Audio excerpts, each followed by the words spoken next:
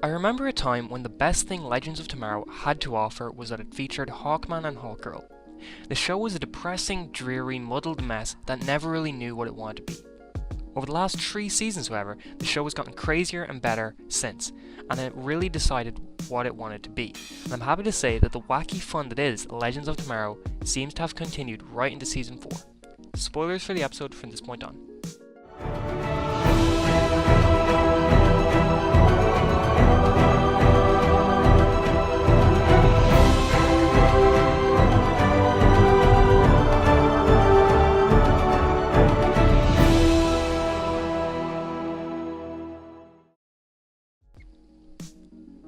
So first off, the first 3 minutes of the episode perfectly capture what this show is about.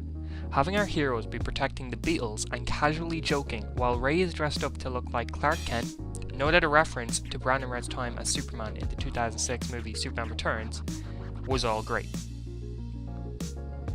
The new title card is also really good. Admittedly, the logos on this show have never been anything crazy or anything to talk about.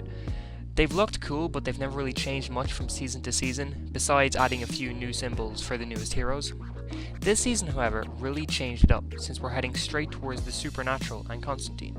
Let's just hope that Legends has a better stint with magic than Arrow did. The two characters who got the most development this episode were Sarah and Ava, as we got more and more deeper into their relationship. It was really nice to see how Ava threw a party for Sarah and the Legends, and I enjoyed how Ava was so understanding when Sarah told her about the demons and what not, and all that being out there. The fact that Ava didn't get annoyed was great. The fact that Ava is now a regular for this season means we'll be seeing a lot more of these characters together. Constantine was the new addition to this season. We get a new addition every year. Season 1 was everybody. Season 2 was Nate and Amaya. Season 3 was Zari. And yeah, Zari was the only main addition in Season 3, I guess. But the new addition this season was Constantine. You could say Ava and Gary and all them were additions, but they were in last season as well. So new was Constantine. But he's the reason why a lot of people who may not have been interested in this show before may now consider checking it out. I'll admit that I was surprised where this episode took him. I was expecting him to be full-on part of the Legends by the end of the episode, which has always happened with a new character's introduction. But I get it. Emotionally, John's not ready for a team yet. He's got to work to get there, and I have no doubt his arc this season will be one of the highlights. I'm assuming the demon or whatever that attacked John at the end of the episode will be the big bad of the season. Although I'm a little worried about that, since it could turn out to be a bit similar to Malice, who I kind of hated. Another big bad akin to the Legion of Doom would not be unwanted. One thing I want to actually think about though is if this show will have any ties to the Constantine series, the TV show, and if the big bad will maybe be related to somebody from that show. Because it's a bit odd, because I know the animated series for Constantine that came out last March, I haven't watched it, but it's my understanding that that show basically retcons the original Constantine show, which means that the Constantine in the Arrowverse, or the Constantine in this show, probably isn't the same Constantine from his own show, and his own show probably takes place on a different Earth, which is kind of disappointing, but it's weird. One thing I wasn't expecting as well for this episode was to get so much development for Nate and his family.